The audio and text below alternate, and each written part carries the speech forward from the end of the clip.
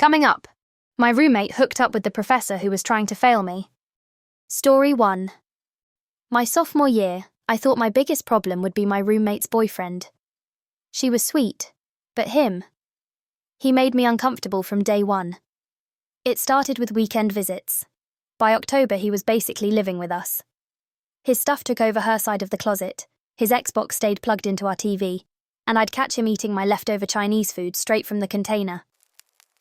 Not the leftover Chinese, that is crossing a sacred line right there. I tried talking to her about it. She'd get this wounded look and say he was going through a rough time with his family. Said it was temporary. I felt bad bringing it up after that, so I just dealt with it. Around November, things shifted. They put a luggage padlock on their closet. Definitely against dorm rules, but whatever. Late at night, I'd hear this weird humming from inside it, like a printer warming up, mixed with a rhythmic clicking. There was always this sharp smell afterward that made my eyes water. When I mentioned it, she mumbled something about her hair straightener acting up. A hair straightener that hums like a printer and makes your eyes water? That's not a styling tool, that's a clue. One afternoon in early December, I was taking out our trash when I noticed something white sticking out from under the pizza boxes. I pulled it out, a small plastic card, blank except for some faint grid lines. The plastic felt cheap and bendy. I had no idea what it was, maybe some craft project. I tossed it back, but something about it bothered me. The late-night visitors started after that. Students I'd never seen before would knock quietly, talk to her boyfriend for maybe 2 minutes, then leave with small envelopes. Always cash exchanges, always quick. My breaking point came during finals week. She was in the shower, and her keys were sitting right there on her desk. The little silver key for the padlock caught my eye. My hands were shaking as I grabbed it. I knew I had maybe 90 seconds. The lock clicked open. I pulled the door just wide enough to peek inside. It wasn't clothes. There was equipment crammed in there. A regular printer but with weird attachments. Something that looked like a laminating machine from the library, stacks of those blank white cards, and sheets of shiny stickers. The chemical smell hit me hard. I slammed it shut, fumbled with the lock, and tossed the keys back just as the bathroom door opened. She has a whole illegal operation in her closet, and then has the nerve to ask if you're okay. She asked if I was okay. I said I felt sick and needed air. I went to our RA that night. I kept it simple. Unauthorized person living in our room, constant chemical smell giving me headaches, worried about fire safety. The fire hazard part got their attention. They scheduled an inspection for 2 days later. Those 48 hours crawled by. I practically lived in the library, only going back to sleep. I made sure I was at the dining hall when they showed up. Got a text from the RA an hour later saying they needed to speak with me. When I got back, maintenance was already changing the locks.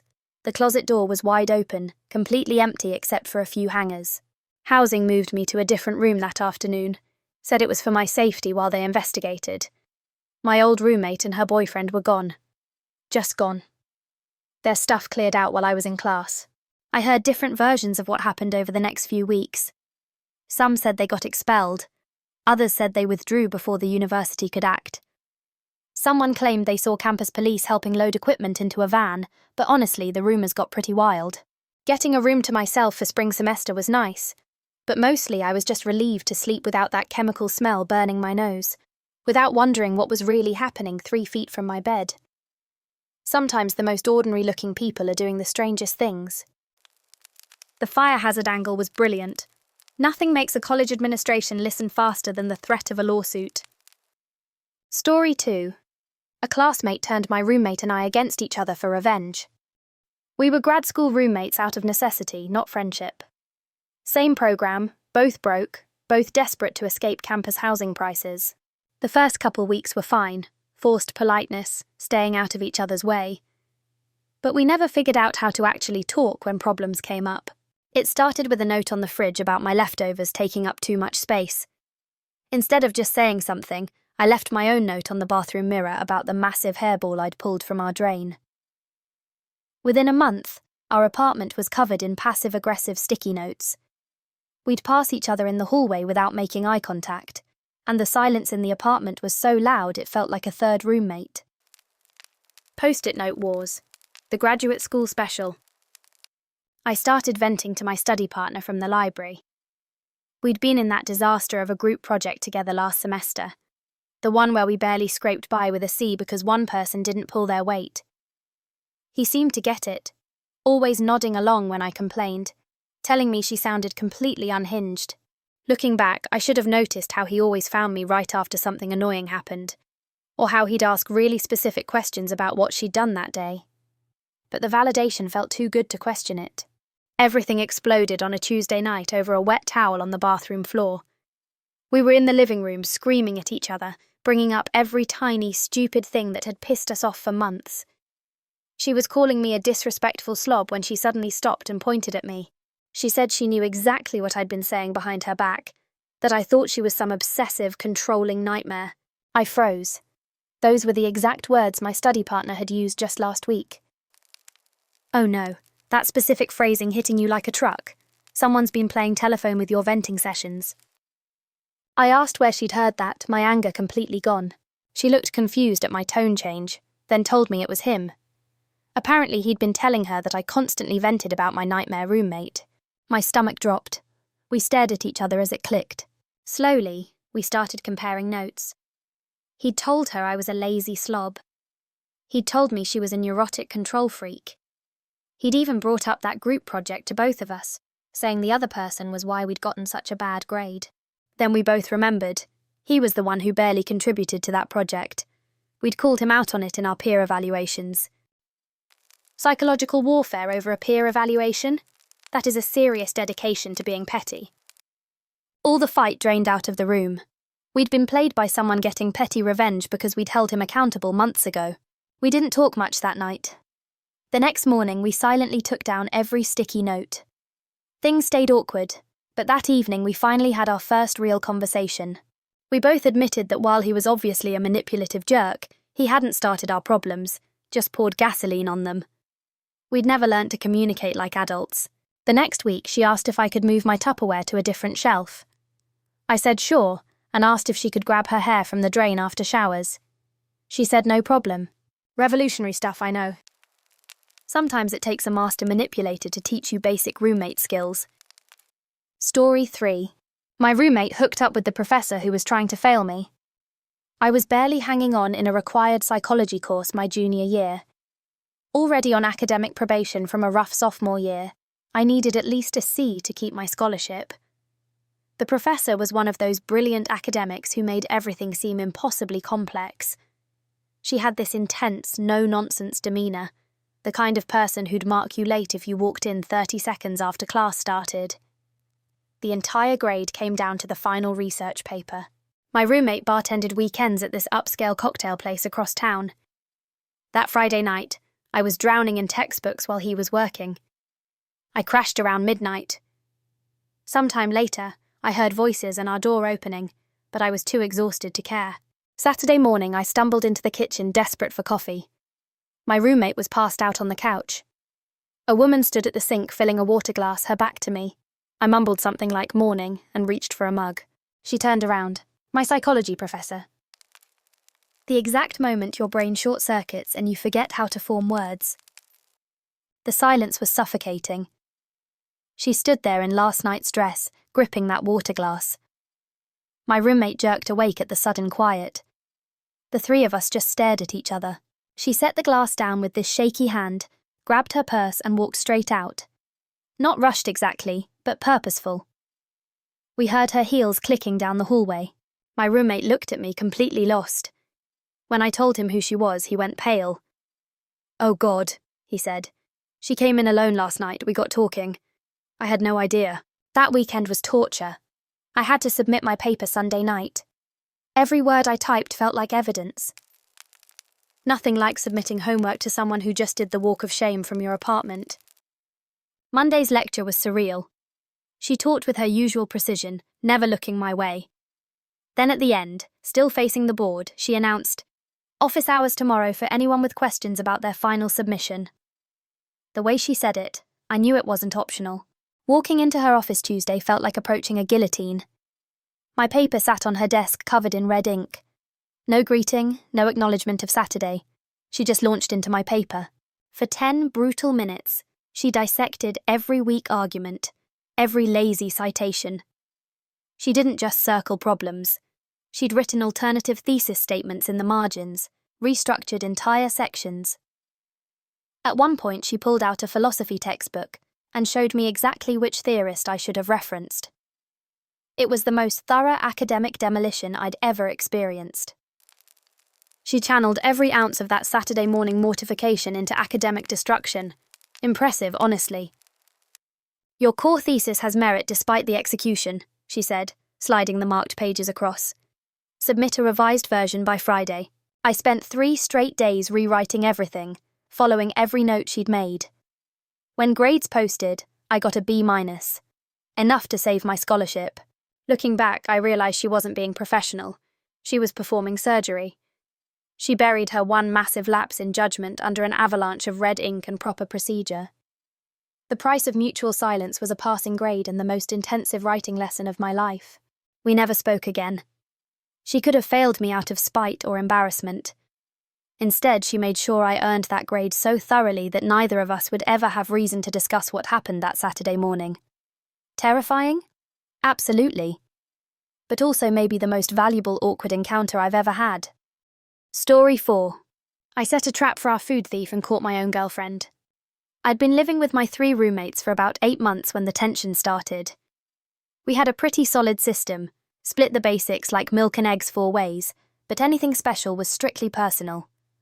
That meant my massive tub of protein powder, which was supposed to last me a couple of months, my fancy coffee, and my pre-workout were all hands off. But for the past few weeks, my stuff had been dwindling at an impossible rate. I'd opened my protein powder and noticed the scoop was way lower than it should be. A brand new jar of almond butter would be half gone in 3 days. At first, I thought I was just losing my mind, but when an entire container of my prepped lunches vanished overnight, I knew something was wrong. I brought it up in our group chat, trying to sound casual. "Hey guys, has anyone been accidentally grabbing my stuff from the fridge or pantry? No big deal, just want to make sure we're all on the same page." 2 roommates denied it, but the third one got immediately defensive. He shot back with a message saying, "Maybe if you're a broke grad student, you shouldn't be buying such expensive stuff in the first place." The conversation spiraled from there, with him accusing me of calling them all thieves. Ah yes, the classic "I'm definitely not guilty" defense of attacking the victim's lifestyle choices. After that, the apartment felt like a different place. The air was thick with suspicion. I'd walk into the kitchen and conversations would just die. We were all side-eyeing each other, wondering who the liar was. I started hiding my non-perishables in my room, but that just made me feel like a paranoid prisoner in my own home. The financial hit was getting serious too. I was living on a shoestring budget, and I couldn't afford to replace my specialty groceries constantly. After another huge scoop of my protein went missing, from a tub I had just opened, I decided I needed proof. I was done feeling crazy. I ordered a cheap little security camera online, the kind you can hide on a shelf. I set it up behind a row of cookbooks, angled perfectly to see both the fridge and the pantry. I felt ridiculous, like I was staging a sting operation over groceries, but I was at my wit's end. The very next day, I came home from class and saw my almond butter jar was nearly empty again. My stomach tightened. I pulled up the camera footage on my phone, my heart pounding as I fast-forwarded through hours of an empty kitchen. I stopped when I saw motion around 2 p.m, a time when everyone was supposed to be at class or work. What I saw made my blood run cold. It was my girlfriend, letting herself in with the spare key I'd given her. But she wasn't just grabbing a drink. She moved with a frantic energy, pulling out my protein powder, one roommate's almond milk, another roommate's expensive granola, and a bag of oranges. She wasn't doing some elaborate meal prep. She was just grabbing things, stuffing them into a tote bag she'd brought with her. It looked less like a calculated heist and more like a desperate, hurried raid. After about 10 minutes of scavenging, she cleaned up any mess, slung the bag over her shoulder, and left. Wait, what? Of all the people, I really wasn't expecting it to be his girlfriend. I just sat there, staring at my phone, feeling completely numb. Of all the people I had suspected, she never once crossed my mind. We'd been together for over a year. When I saw her that evening, I didn't know how to start. I wasn't angry, just hollowed out. I calmly told her I'd set up a camera in the kitchen. Her face went white. She immediately tried to downplay it, saying she was just hungry and grabbed a few things, asking what the big deal was. I told her it was a big deal. That it wasn't just a few things, and it had been going on for weeks. I explained how it had poisoned the atmosphere in my apartment, turning my roommates and me against each other. That's when she finally broke down. She confessed she'd lost most of her hours at her part-time job about a month ago and was too ashamed to tell anyone, especially me. She was barely making enough for rent and couldn't afford groceries.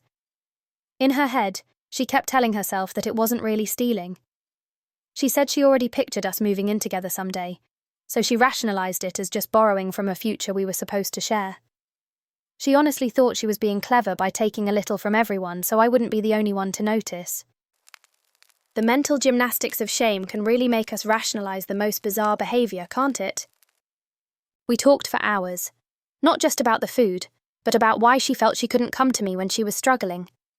It was a brutal, necessary conversation that laid bare some serious cracks in our relationship. We looked at her budget, found a local food bank, and I helped her apply for other jobs. The next day, I told my roommates I'd figured it out. I kept it vague, saying it was a misunderstanding with someone who had access to our apartment and that it was handled. They pressed for details, but I held firm. They were mostly just relieved the mystery was solved. My girlfriend and I are still together, working on things.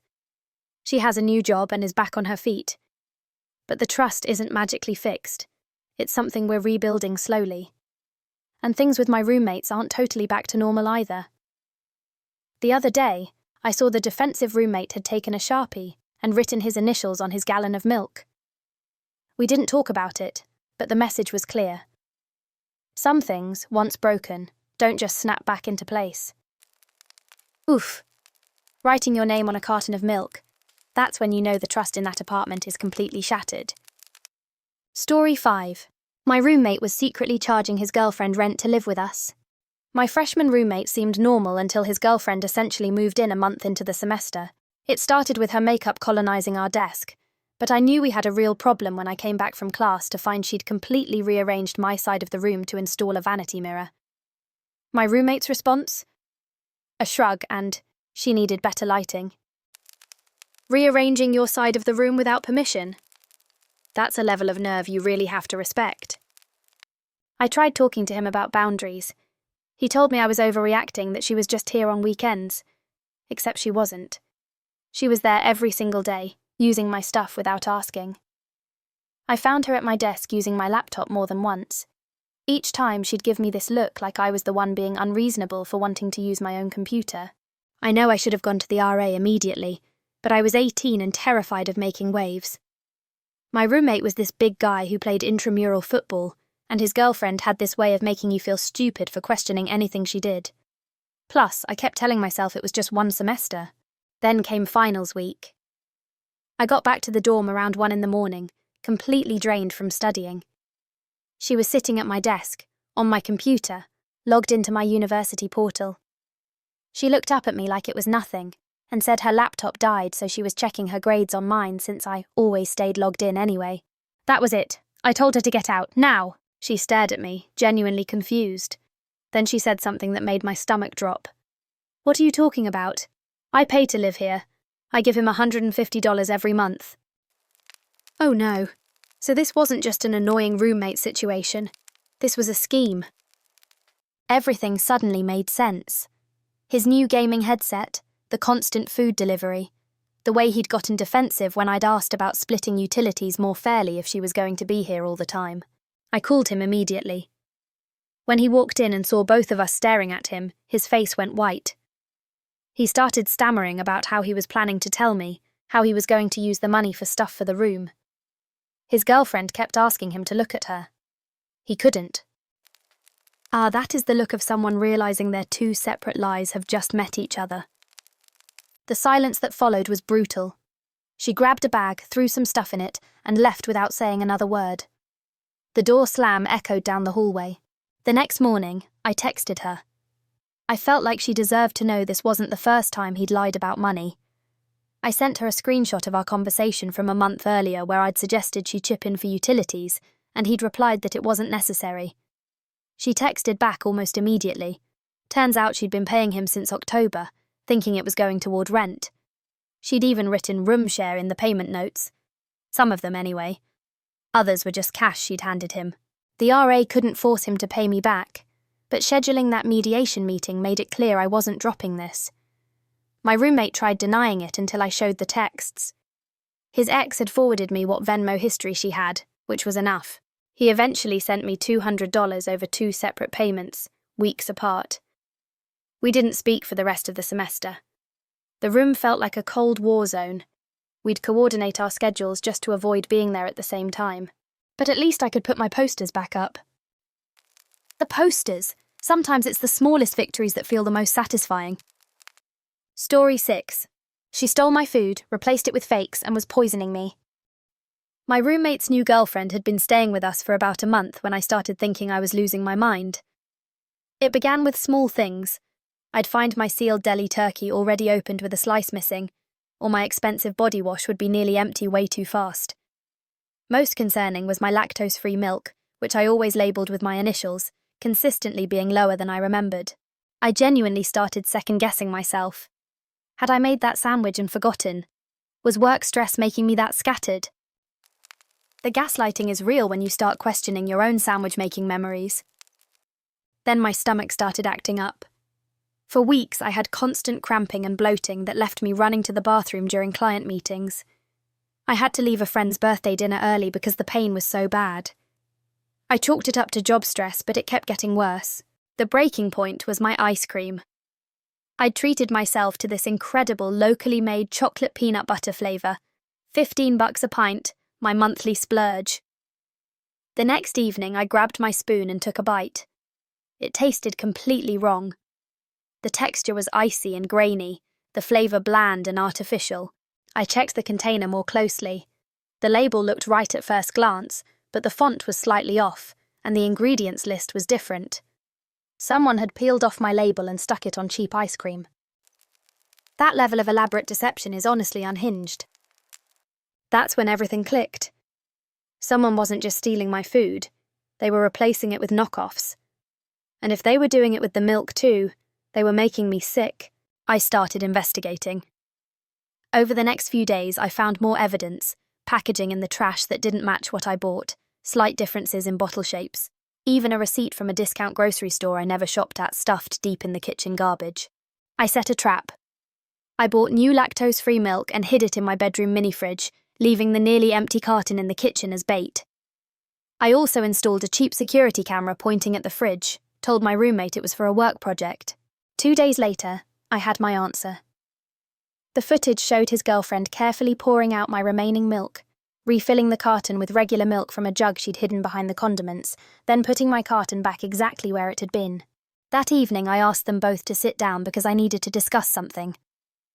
I started by mentioning how sick I'd been feeling lately, how I'd missed work and social events.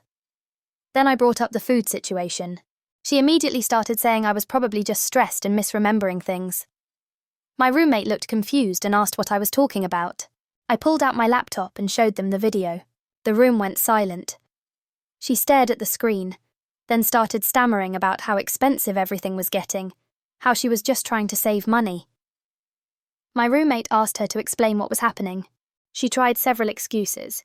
First that she thought I wouldn't notice, then that she was planning to replace everything later, then finally admitting she'd been broke since losing her part-time job, but was too embarrassed to tell him. She said she figured swapping my expensive stuff for cheap versions would help stretch their budget. When I brought up the milk making me sick, she claimed she didn't think lactose intolerance was that serious, just something people said to seem special. To think someone's dietary needs are just for show, that is a truly wild take. My roommate's face went through about 5 different emotions. He asked her how long this had been going on, and when she admitted it had been weeks, he just shook his head. They went to their room and I heard muffled arguing for about an hour. She moved out 3 days later. My roommate apologised repeatedly and offered to pay me back, but honestly, the situation was just too weird and uncomfortable. He and I barely talked after that, and I moved out when the lease ended 2 months later. The thing that still gets me isn't even the theft, it's the effort she put into it. carefully replacing everything, keeping track of what needed swapping, making sure labels matched. All that work just to mess with my head and save maybe $20 a week. I still check my food seals more than I should, and I definitely don't share a fridge anymore. The fact that she put more effort into this elaborate food fraud than just getting a part-time job is honestly impressive in the worst way. At least the roommate immediately recognized how messed up this was. Small victories. Story 7. I found my roommate's journal. It was a playbook to manipulate his girlfriend. For most of college, my roommate struggled with social situations. Not painfully shy, but he just couldn't read a room. After watching him stand alone at another party, I felt bad for him. I was decent at talking to people, so I started helping him out. Nothing major. I'd chat with someone, then tell him something simple like the girl by the kitchen was into the same obscure band he liked. Just conversation starters. It worked surprisingly well. Over the next few months, he got more comfortable. Started dating, made some friends. By spring, he had a girlfriend from his biology class. She was smart, funny, genuinely sweet. I was happy for him. The first odd thing happened about 3 months in. We were at a friend's place when his girlfriend mentioned how he'd gotten her a first edition of this obscure children's book she loved. She said he told her his grandmother used to read it to him. That struck me as weird because I knew his grandparents barely spoke English. They were German immigrants who came over in their 60s. When I brought it up later, he got defensive, said I must have misunderstood. That defensive reaction when caught in a lie? Classic red flag right there. A few weeks later, I noticed he'd started keeping this leather journal. He'd write in it constantly, sometimes right after hanging out with his girlfriend. Once when he was in the shower, I saw it open on his desk. I wasn't trying to snoop, but my name caught my eye. It was notes about our conversations, things I'd told him about reading people, picking up on insecurities, making connections. Normal enough, I guess, but then I saw her name. Pages and pages about her. Not love letters or anything romantic. It was like a manual. He'd written down every little thing she'd mentioned being insecure about, with notes on how to respond. Next to where she'd mentioned hating her crooked smile, he'd written, "Compliment specifically. Targeted validation creates dependence." There was a whole section on made-up stories to match her experiences. The grandmother story was there, along with fake childhood traumas that mirrored hers. Reading this made my skin crawl. That's not social anxiety notes, that's a manipulation playbook. My stomach turned. Every sweet thing I'd seen him do, every perfect response, it was all calculated. When he came back, I was still standing there, journal in hand. He immediately started explaining. Said it was just his way of remembering things, that he had social anxiety and needed to write stuff down. When I read the part about creating dependence out loud, he got angry. Started yelling that I'd violated his privacy, that I was jealous of his relationship, that I couldn't stand seeing him happy. He grabbed the journal and said I was twisting innocent notes into something sick because I was bitter and alone. The gaslighting was intense. For a moment, I actually wondered if I was overreacting. But then he said something that chilled me. He said even if it was calculated, it worked. She was happy, he was happy, so what was the problem? Like emotions were just outcomes to engineer. The audacity to turn this around on you. Textbook manipulator move. I knew I had to tell her. The next day, I asked her for coffee. She was immediately defensive when I started explaining, insisted he was the most caring person she'd ever met. I didn't push. I just told her about the journal, mentioned the grandmother story specifically since I knew the truth about his family. Asked her to verify it with him, maybe asked to see a photo of this grandmother who supposedly read to him in English. Her face changed slowly. After a long silence, she asked if I thought other things were fake too. The time he said her art reminded him of his mum's work. The story about his childhood dog that was exactly like hers. I just nodded. She broke up with him that night. He tried everything. Tears, threats, even showing up at my classes to confront me. The last 2 months of our lease were hell. Silent treatment punctuated by him loudly telling visitors how I'd destroyed his life out of jealousy. I moved out the day our lease ended. Haven't spoken to him since. Sometimes I wonder if I did the right thing. Then I remember that journal, those calculated responses, the way he talked about her like a project. The worst part? For months I was proud of helping him, thought I was being a good friend, teaching him social skills. But looking back, I think he already knew exactly what he was doing. I was just practice. That last line hit hard. The realization that you weren't teaching someone to connect, you were unknowingly training a predator. That's going to haunt anyone. At least the girlfriend got out before things went deeper. Sometimes doing the right thing means accepting you'll be the villain in someone else's story. Story 8. I sent a mean text about my friend to the entire party's group chat. My buddy threw a house party last weekend, and my stupid thumbs basically ended our 7-year friendship. He had just bought this ridiculously expensive sound system and was being a total cringelord about it. He kept walking up to people, getting way too close, and asking if they could feel the bass while doing these weird hand motions like he was some world-famous DJ. The playlist was even worse, a mess of dated club remixes that sounded like a teenage mall store. Nothing says I peaked in college like aggressively showing off your sound system at a house party. I was standing by the kitchen, watching him show off the subwoofer to some poor girl who was clearly just trying to get a drink. My other best friend was across the room, and I had to vent. I pulled out my phone and tapped out a quick message. My friend is acting like such a tool with this sound system. This playlist is straight garbage and he keeps trying to DJ like we're at some Vegas club. Someone needs to tell him money can't buy taste. I hit send without a second thought. You know how it is. Dim lighting, a few beers in, just pure muscle memory. I shoved my phone back in my pocket and grabbed another beer. That's when I noticed my best friend across the room check his phone. His eyebrows shot up, and he looked directly at me, a horrified expression on his face. He started shaking his head, a tiny, subtle motion, but I caught it. Before I could process what he meant, I saw a phone light up on the couch, and then someone near the beer pong table started whispering to their friend, giving me a weird side glance. The chatter in the room seemed to die down, replaced by this low, uncomfortable hum. My stomach dropped into my shoes. It felt like the entire room knew a secret I didn't. My whole body just clenched reading this. That slow-motion horror when you realise what you have done. My hands were shaking as I fumbled for my own phone. I didn't even need to open it. On the lock screen, I could see the notification preview. My message, sitting right at the top of the group chat named Party at My Place. A group chat with 23 people in it, most of whom were standing right there. My head snapped up just in time to see my friend, the host, pull his phone out of his pocket. He was mid-sentence, explaining something about his speakers to a group of people. He glanced down, and I watched his face cycle through 3 distinct emotions in about 2 seconds. Confusion, then a deep, sharp hurt, and finally, something colder.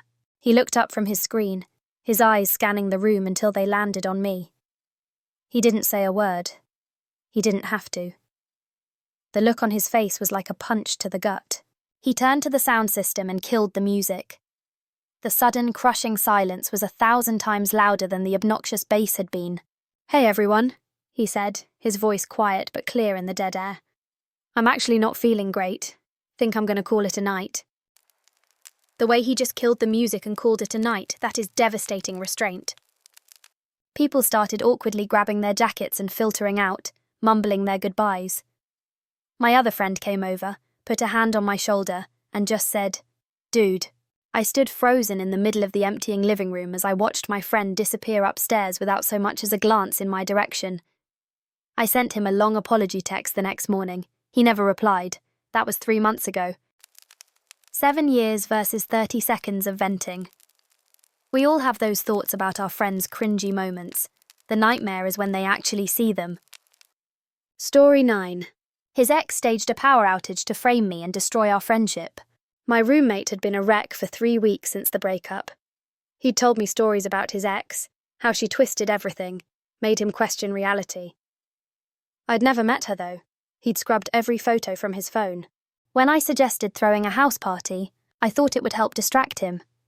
He got nervous, asking what would happen if she showed up. I told him we'd handle it. The party was going great until around midnight when I noticed someone I didn't recognize near the basement stairs. A woman in a dark hoodie, moving with purpose. Before I could think much of it, the power went out. The house went pitch black and everyone groaned. Someone figured the breaker had tripped downstairs. Okay, that timing is way too convenient. People immediately pulled out phones, creating this strobing effect that gave me a headache. My roommate was already stressed. I could see that familiar red rash creeping up his neck even in the phone light. He hated crowds. I needed quiet, so I slipped into our spare room office and closed the door behind me. In the total darkness, I heard someone else breathing. "Sorry, didn't realize anyone was in here," I said. A woman's voice answered from across the room. "It's okay, I was escaping too." We started talking. She asked about my roommate, said she'd noticed him looking anxious. Her voice was incredibly soothing, understanding. She seemed to get exactly how hard it was watching a friend struggle. In the darkness, it felt safe to open up. She moved closer as we talked. Said she understood what it was like to lose someone you care about, how sometimes people just grow apart. Her hand found mine in the dark, squeezing gently as she talked about healing and moving forward. Something nagged at me. The way she spoke, certain phrases felt familiar. But her voice was so gentle, so different from the harsh person my roommate had described. She was close now, whispering about how good a friend I was, how lucky he was to have someone who cared so much. Her hand moved to my arm, and I could feel her breath near my ear. "He gets so stressed at parties. That red rash on his neck must be killing him tonight." My blood turned to ice. I'd never mentioned the rash. Oh, my stomach just dropped. That is the exact moment you realize you have been played. The overhead light suddenly flickered on. Someone had fixed the breaker. I pulled back and there she was, finally seeing her face, calm, almost sympathetic looking. Not the monster I'd imagined, which somehow made it worse. We weren't doing anything wrong, but the positioning looked intimate.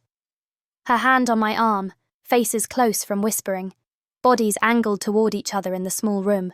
The door was cracked open. Down the hall I saw my roommate. His eyes went from me to her, taking in how close we were sitting. His face just crumbled. This is diabolical. She orchestrated the perfect scene without doing anything incriminating. She looked at me with something like pity. "You should probably go check on him." He was already heading for the back door. I tried to follow, calling his name, but he was gone. She slipped past me without another word, disappearing into the crowd like she'd never been there. A few people mentioned seeing someone they didn't recognize heading out right after the lights came back. He didn't come back that night. The next day was unanswered calls and texts. He finally showed up in the afternoon with cardboard boxes. No yelling, just this hollowed-out look. He asked if I knew she'd planned it, said this was exactly the kind of thing she did. I tried explaining. We were just talking. She'd manipulated the whole thing. But what could I say? That I'd been holding hands with his ex in a dark room while he was out there anxious at his own party. It took him a week to move out, mostly when I wasn't home. The last time I saw him, he looked at me like I was a stranger. He left his key on the kitchen counter. I found out later from a mutual friend that she'd been telling people she came to apologize, that I'd cornered her in that room. Different story depending on who was asking. The power outage was no accident. The basement door was locked from the inside when they went to check the breaker. Someone had flipped the main switch and vanished back upstairs in the chaos. She'd created her moment and played it perfectly, and I'd walked right into it. She destroyed a friendship without technically doing anything wrong. Just pure psychological warfare. Story 10. We set a trap for the shampoo thief and caught our own RA. My freshman year, I landed in a dorm with one of those massive, floor-wide communal bathrooms. For the first few weeks, everything was fine. Then, stuff started to disappear from the showers. It was never the cheap drugstore soap either. It was always the good stuff. The fancy bottles that broke college kids like us considered a major investment.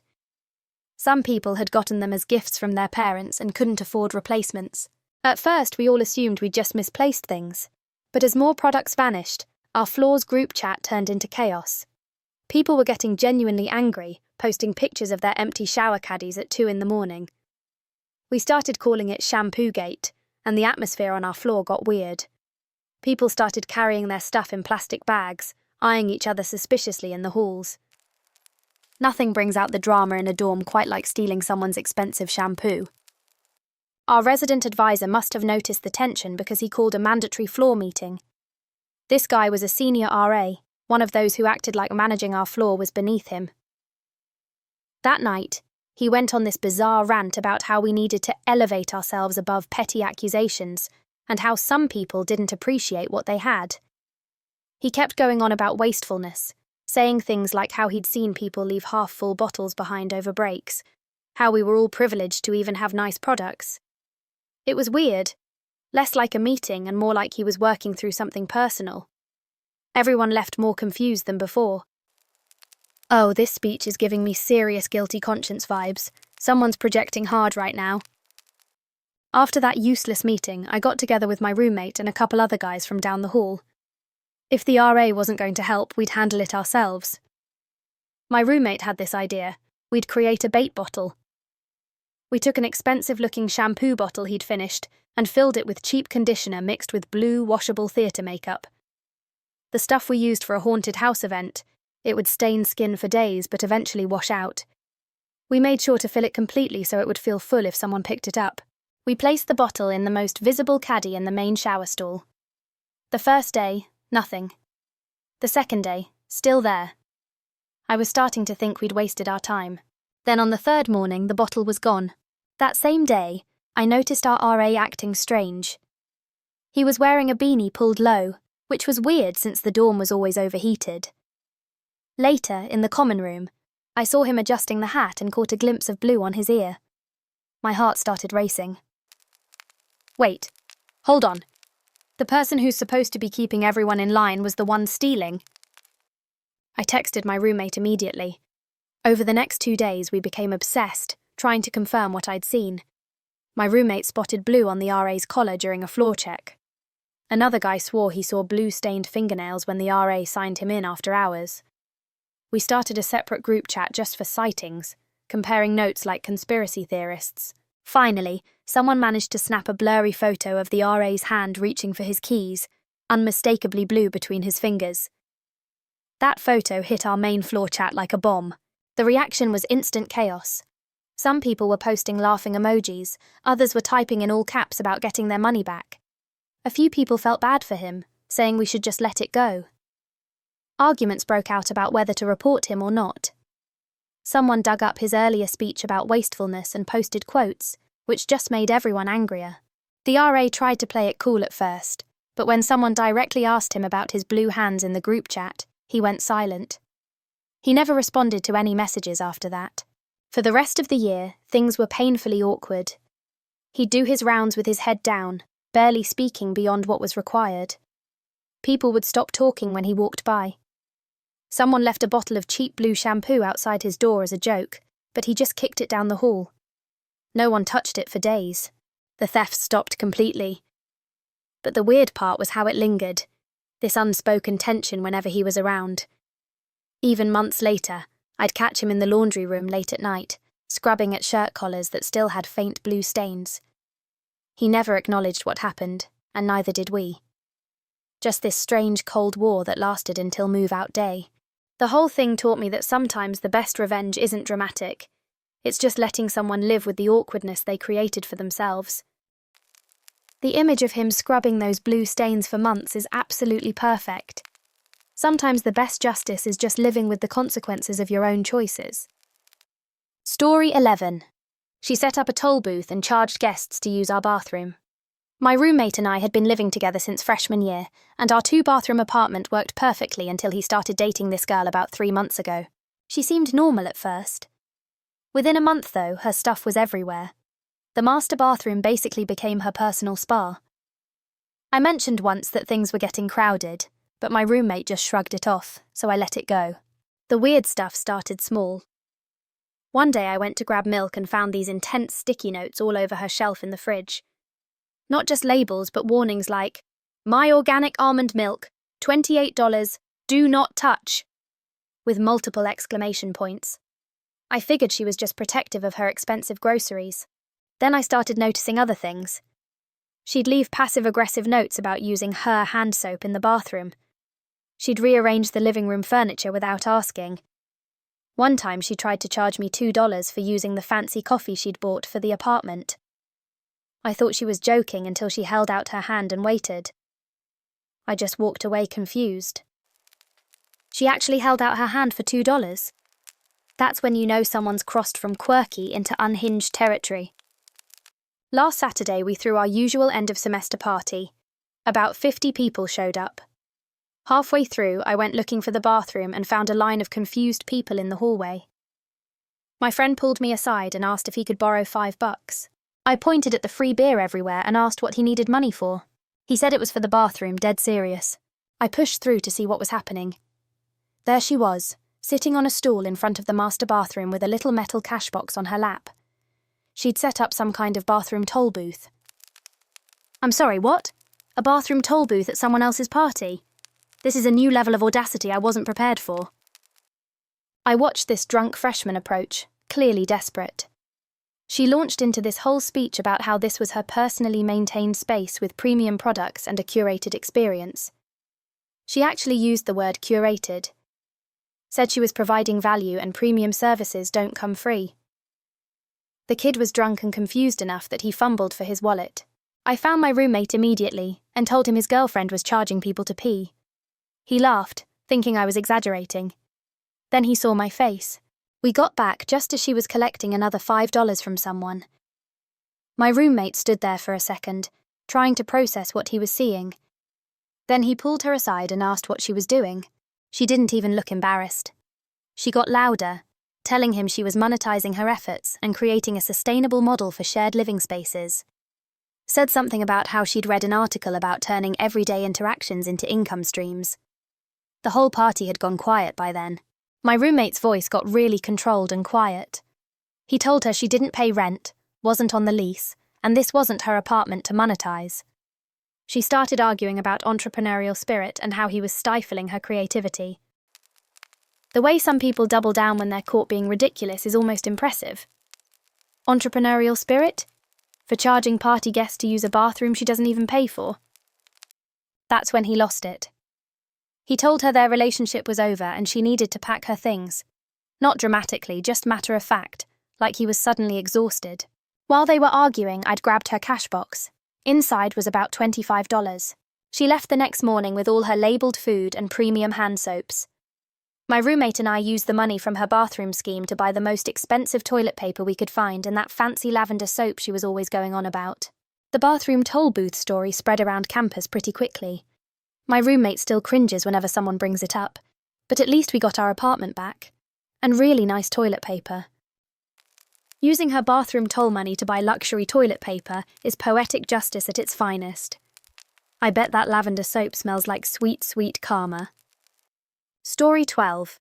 My friend's insecurity turned him into a monster who destroyed our friendship. My roommate had this massive crush on a girl from his biology class. The guy was brilliant. Honor roll, coding competitions, the whole deal, but put him in front of someone he liked and he'd practically shut down. He'd actually change his walking route between classes, just hoping to pass her going the other direction for maybe 2 seconds of eye contact. Changing your entire route for a 2-second glance? That is some serious dedication to anxiety. When he found out she was going to be at this house party, he practically begged me to come along. I'd done the wingman thing for him before. It was a good system, though he'd sometimes joke that it was easy for me, and that girls always ended up talking to me anyway. I always brushed it off, but looking back, I should have paid more attention to those comments. The party was packed when we got there. My roommate immediately made a beeline for the beer.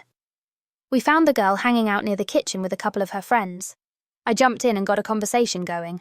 It was actually going really well at first. I brought up how he'd aced their last lab practical, mentioned the app he was building. She seemed genuinely interested, asking him follow-up questions, laughing at his jokes, but he kept going back to that keg. After his 4th trip, I noticed her body language shift. She started angling herself away from him, giving shorter responses. When he launched into the same story about debugging his app for the 3rd time, her friend whispered something and they both glanced at the door. I tried to salvage things, steering the conversation to safer topics, but then my roommate knocked over someone's drink reaching for another beer, laughed way too loud about it, and the girl's smile completely vanished. She turned to me and asked where the bathroom was. I pointed down the hall, but she hesitated, then asked if I could show her, said the house was confusing. My stomach dropped. I knew what this meant, but what was I supposed to do, refuse? That request to show her the bathroom just activated every wingman's worst nightmare. We'd barely made it to the hallway when she let out this relieved breath. She said my friend seemed sweet but was getting pretty sloppy and making her uncomfortable. She was going to find her friends and head out. That's when my roommate appeared at the other end of the hall. The look on his face. I'll never forget it. He stared at us for maybe 3 seconds, his eyes moving from her to me and back again. Then he turned and shoved through the crowd toward the front door. The girl mumbled an apology and disappeared back into the party. I found him sitting on the curb outside, head in his hands. The whole ride back to our dorm was dead silence. Back in our room, everything exploded. He was rambling about how I'd set him up, how I'd made him look stupid on purpose. I tried to explain what actually happened, told him she literally said he was a sweet guy who just had too much to drink. I even pulled out my phone to show I had no texts from her, nothing to hide. The moment he saw the screen, he smacked the phone out of my hand. It clattered against the wall. "See," he slurred, "always got an answer for everything, don't you, Mr. Perfect?" And there it is, the moment liquid courage reveals someone's real character. I tried again the next morning, but he just put on his headphones and turned away. This went on for weeks, leaving before I woke up, coming back after I'd gone to bed. When I came back from winter break, his side of the room was empty. He'd moved out without even a text. About 6 months later, I ran into the girl at a coffee shop downtown. We got to talking, and she brought up that night. She apologized again, then added something that made my blood run cold. "Your friend actually messaged me on Instagram the next day," she said. "Accused me of leading him on, said I humiliated him in front of everyone. It was intense. I had to block him." She paused, then continued. "My roommate went to a party last month where he was with a new girl. Apparently the same thing happened. He got wasted and she left crying. I stood there holding my coffee, realizing I hadn't lost a friend to a misunderstanding. I'd just finally seen who he really was. The silver lining. You didn't lose a friend to a misunderstanding. You just got a front row seat to who he really was all along." Thanks for watching. Don't forget to subscribe and check out this video next.